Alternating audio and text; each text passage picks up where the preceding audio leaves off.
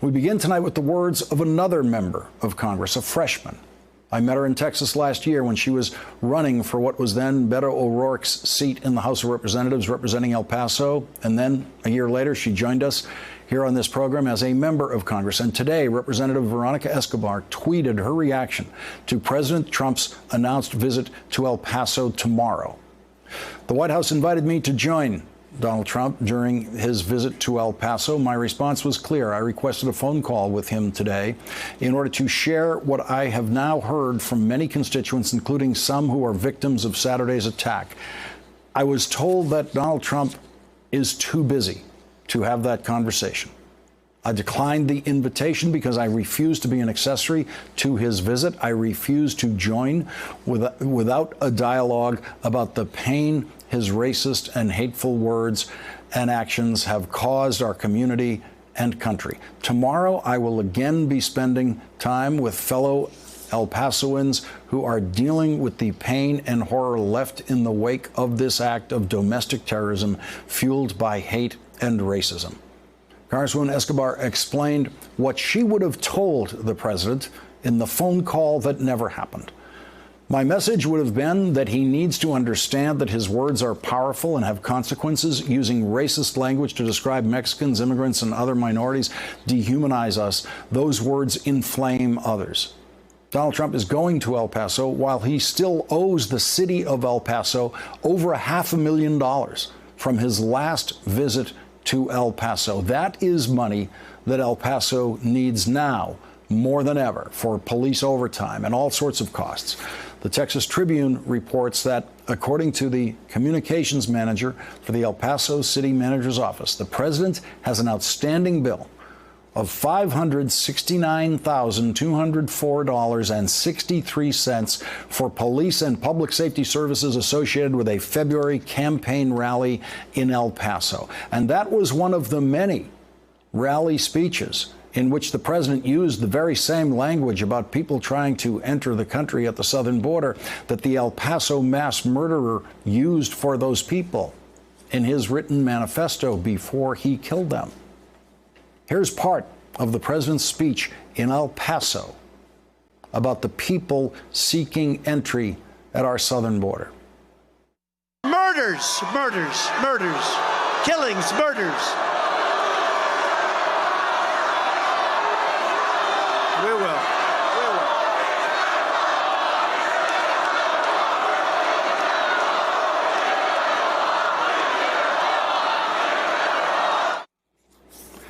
The mayor of El Paso said that he would meet with the president tomorrow in his official capacity as mayor.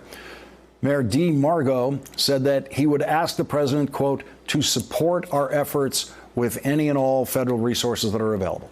The last time Donald Trump went to El Paso, the mayor called Donald Trump's comments untrue. Last night, Mayor Margo said this. I will continue to challenge any harmful and inaccurate statements made about El Paso. We will not allow anyone to portray El Paso in a manner that is not consistent with our history and values. Tonight on this network, Congresswoman Escobar told Chris Hayes that even people suffering from their wounds in the hospital in El Paso that she's been visiting have made the effort to tell her that they do not want Donald Trump to come to El Paso. This community is full of hope and resilience and beauty. But the other thing that I heard, Chris, totally unsolicited from victims still in the hospital, as they'd grab my arm and tell him not to come here. An open letter to Donald Trump from organizations and individuals in El Paso insists that he should not come to El Paso. The letter says, Dear President Trump, we send you this letter in the hope that in the aftermath of this heinous crime, you will not come to El Paso, our home. Your presence would bring no comfort, no respite from the pain so brutally and callously imposed upon us. We ask instead for your absence. We say this because we recognize that it is your rhetoric and your actions that led us to this terrible moment. This shooter was inspired by your words and your attitudes. Given this history of hate on your part, we ask that you stay away. In the meantime, we will lament this loss, the 22 dead and 24 wounded, our mothers and fathers, neighbors and friends, without you. We must insist you are not welcome here. Leading off our discussion now is one of the signatories of that letter, J.J. Martinez. He is a member of the El Paso Young Democrats. Also with us tonight in El Paso, Richard Parker. He is the author of Lone Star Nation, How Texas Will Transform America. And Maria Teresa Kumar joins us. She's the president and CEO of Voto Latino and an MSNBC contributor. And Richard Parker, I want to start with you. In an op-ed piece in the New York Times about this event and the aftermath of it, you wrote, "We have invaded nothing. We were already here." Please explain that to our audience. Well, it's exactly that. I am the son of a Mexican immigrant who is now a citizen of the United States and an American father. My mother's family has come through Texas and back to Mexico many times. My late great uncle enlisted in the United States Navy during World War II and lost his life as a Mexican citizen fighting for this country. So the idea that there's any kind of invasion going on is farcical. The president has said this over 60 times. Obviously, it's a core component of his re-election strategy, and he shows no signs whatsoever of backing off of this horrible untruth, which is not just aimed at El Paso, but all 60 million Latinos in this country. And Richard, and the land you're standing on there is called El Paso, has a Spanish place name, as do places in California, because it was not part of the United States when these places got their names. All of this territory that you're talking about, from the Gulf of Mexico to the Pacific Ocean, was part of New Spain beginning in around 1690 and populated by people who came from Mexico at the time, who were both European and of indigenous backgrounds. And to this very day, the linkages, whether they're economic or social or cultural, are strongly wedded to Mexico and to Latin America. That was the root of my father's career, the reason he came here. It is the reason that there are 2.3 million people in this larger metropolitan area. So this fantasy that the president has purposely fed people, which has poisoned our political discourse in a way that I've never expected in my entire lifetime, is not only farcical, but as I said, it is an insult to Latinos everywhere, from Los Angeles to New York, from San Antonio to Seattle. J.J. Martinez, why did you sign that letter asking the president not to come, and what has been the reaction to it in El Paso? Of course, thank you for having me on, Lawrence. First, let me say,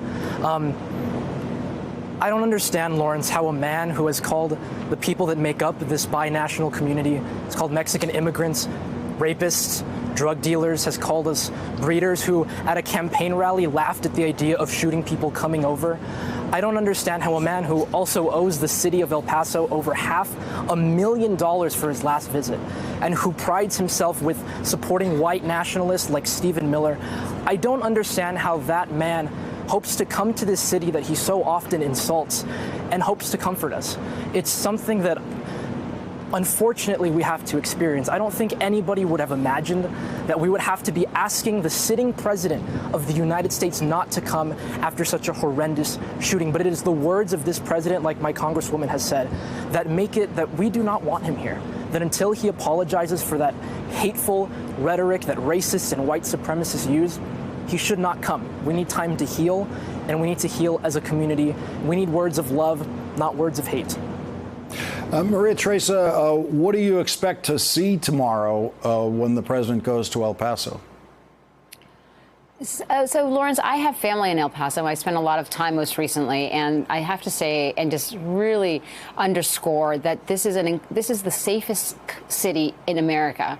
It is 85% Latino, and we keep failing to recognize that a white supremacist attack on this city was second largest only to Oklahoma City. This was a massacre of the Latino community, and the president coming in and trying to create a farce that he cares is really hard to swallow. He started his campaign in the Latino community, trying to create a swath of individuals, calling us criminals. Yes, he said Mexican immigrants, but everybody in the Latino community knew exactly what he was talking about. We heard that dog whistle, and his words have consequences. And oftentimes all we say is that it's rhetoric, but he also has policies of caging children. He has policies of creating denaturalization task force for naturalized citizens. He has policies that try to create a citizenship question to disenfranchise us from our political power. So it is not just his rhetoric, but that has caused great harm in El Paso, but it's also his policies that have caused great harm.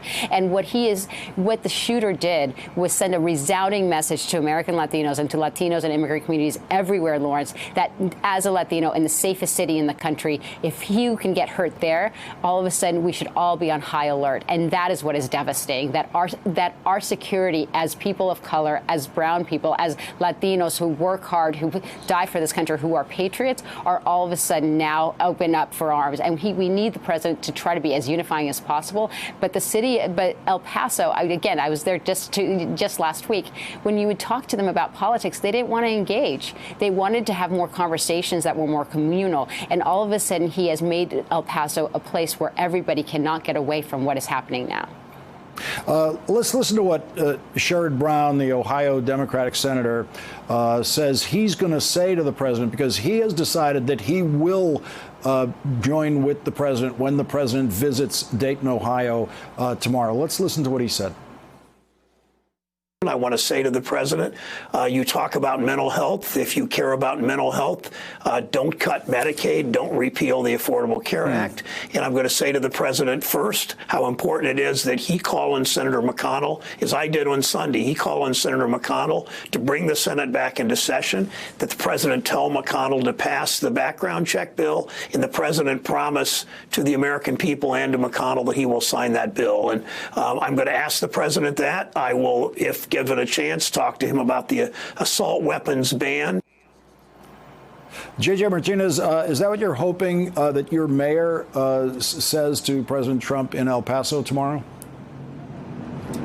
Well, of course, our hearts go out to the people of Dayton, and I'm thankful for the senator's words. But I do hope that Mayor Margo does raise those concerns with the president when he comes. I think it's important, Lawrence, to say first and foremost that he needs to apologize for the racist, for the rhetoric that white supremacists use that he's been spewing since day one of his presidency, since he got down that escalator. He needs to apologize for that. He needs to tell his supporters that he was wrong, that it stains the office that he now holds, and that we do not accept racism or white supremacy in this country. And I agree with the senator that he needs to call Mitch McConnell and tell him that he needs to reconvene the Senate and vote on the bipartisan measures that the House had passed. I hope that Mayor Margo raises those issues with him, and I do hope that Mayor Margo represents our city, the city that is hurting, that we hope that no city has to go through again. I hope that Mayor Margo does pick that up with the president tomorrow. Richard Parker, what is the feeling in your hometown this week and tonight? Is it the feeling of a wake and a funeral, a large collective wake and funeral? Well, in my talking to people around the city, what I have uncovered, at least from my perspective, is there is some fear. For the first time in my life in my hometown, when I'd walk out of an establishment, somebody would say, "Stay safe." It was a phrase I've never heard practically anywhere, but certainly here. So there's a certain amount of fear. There's a certain amount of anger, frankly. I think it is directed at the fact that this was a political attack on one of the largest ethnic groups in our country. And there's no question about that. This is not about video games and mental health issues, which have become the new thoughts and prayers, frankly, of the Republican Party. But there's a great deal of anxiety now, too. As in any one of these cases, this is my third to cover, I think. We've had 3 in Texas in a couple of years. There's a lot of anxiety, and it's not so much about one's personal safety, though that exists. It's really about the state of affairs in this country. I interviewed a 62-year-old woman yesterday, and she had a mix of emotions. Like anybody who's grieving, she too lost a friend in the massacre. But beneath the fear and beneath the anxiety, or beneath the anger, I should say, was the anxiety. And it's hard for me to imagine, I think as JJ said, that the president's visit here is going to help that. Unless he's willing to renounce white supremacist ideology, which is at the very core of his campaign for re-election, and frankly has been at the core of his presidency, let's face it. And nothing's going to change here because of his visit. In fact, the only thing that will happen is that it could well be and understandably construed as rubbing salt in the wound. Richard Parker, J.J. Martinez, and Maria Teresa Kumar, I am very sorry that you are joining us tonight on this subject, but I greatly appreciate your guidance through it. It is very important for us to be able to hear from you. And Richard and J.J., I'm very, very sorry for what has happened this week in your hometown and what it means for you to try to get through this week. We really appreciate your joining us. Thank you very much. Thanks for checking out our YouTube channel. Subscribe by clicking on the button below for more from The Last Word and the rest of MSNBC.